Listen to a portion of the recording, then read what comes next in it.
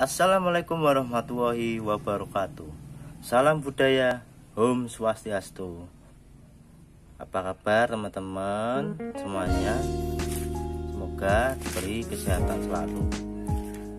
Kali ini saya akan membahas tentang keris sengkelat Lu 13. Kita lihat dari rinciannya. Lambe gajah 1, nah, ada greneng. Jadi kalau Lu 13 itu hampir mirip sama parung sari, bedanya ada di lambe gajah. Lambe gajah parung sari bahasanya ada 2. Nah, ini dia. Dilihat dari material besi, kemungkinan ini era Mataram abad 17 dan pamornya beras sutah. Sengkelat adalah salah satu bentuk dapur keris Lu 13. Ukuran panjang bilahnya sedang dan memakai ada-ada sehingga permukaannya gigir sapi.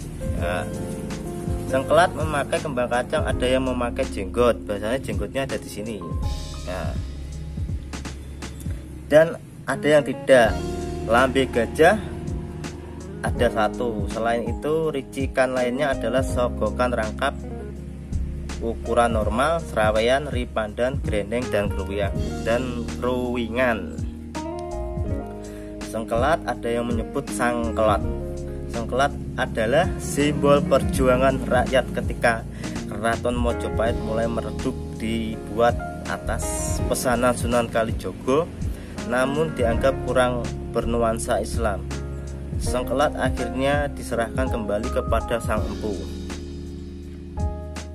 Jaka Supo. Sunan Kalijogo kemudian memesan keris yang bernama Kiai Carubo yang melambangkan bangkitnya gerakan Islam yang dimulai di daerah Bintoro. Di dalam kisah sengkelat ini banyak dimensi yang bisa dikupas, baik dari sisi fisik, filosofi, keagamaan, moral, dan sisi lain sebagainya. Apapun cerita atau legenda yang menyertainya, keris Lu 13 selalu mempunyai tempat sendiri di hati para pecinta tosan aji. Dalam versi Jawa, Lu 13 atau telulas berarti las-lasan sing ing urip. Keris Lu 13 juga melambangkan kehidupan stabil dan tenang, mendekatkan diri kepada Sang Pencipta.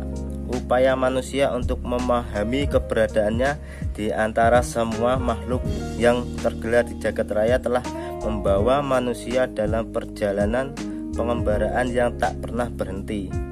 Pertanyaan tentang dari mana dan mau kemana sangkan paraning dumadi pada setiap perjalanan dari individu makhluk terus menggelinding dari zaman ke zaman. Ia adalah sangkan sekaligus sang paran. Ia hanya satu, tanpa kembaran Gusti Pangeran iku mung sajugo tan kinembari. Orang Jawa menyebutnya Gusti Pangeran. Kata pangeran berasal dari kata pangengeran yang artinya tempat bernaung dan berlindung terhadap Allah. Manusia hanya mampu memberikan sebutan sehubungan dengan perannya. Gusti kang mubeng dumadi, penentu nasib semua makhluk. Pamor beras sutah yang artinya beras tumpah karena bercak-bercak kecil yang tersebar pada permukaan bilah. Nampak seolah seperti beras yang tumpah berceceran.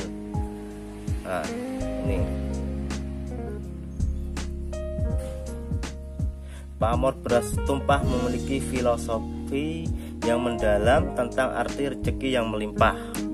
Di sisi lain, pamor beras sutah itu sendiri juga sebagai simbol pameling atau pengingat dalam mengarungi kehidupan rumah tangga.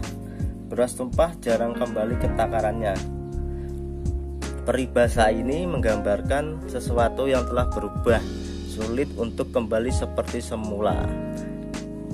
Itu tutur atau pesan yang terkandung di dalamnya adalah supaya manusia hati-hati, karena kalau sudah terjadi perubahan akan sulit pulih seperti sedia kala.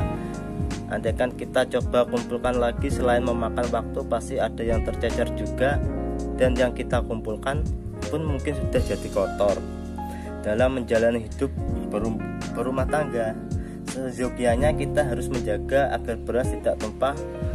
Mengapa harus dijaga? Kembali kepada filosofi. Kalau beras sudah terlanjur tumpah, artinya respek yang didapat dari pasangan sudah tidak akan sama lagi. Untuk pulih pun akan memerlukan waktu. Dalam berumah tangga akan kehilangan salah satu pilarnya, yaitu kepercayaan.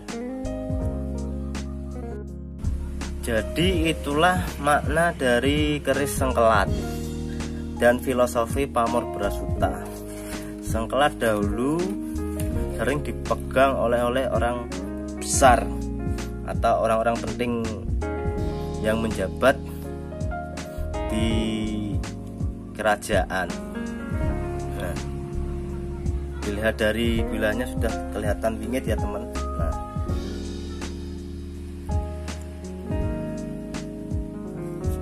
karena sengkelat yang benar ori sepuh itu sudah jarang ada, dan garap yang benar-benar bagus sangat susah untuk dicari, apalagi saat hunting di lokasi itu belum tentu kita mendapatkan sengkelat yang bagus. Jadi untuk sementara sekian penjelasan tentang sengkelat Lu 13. Terima kasih teman-teman.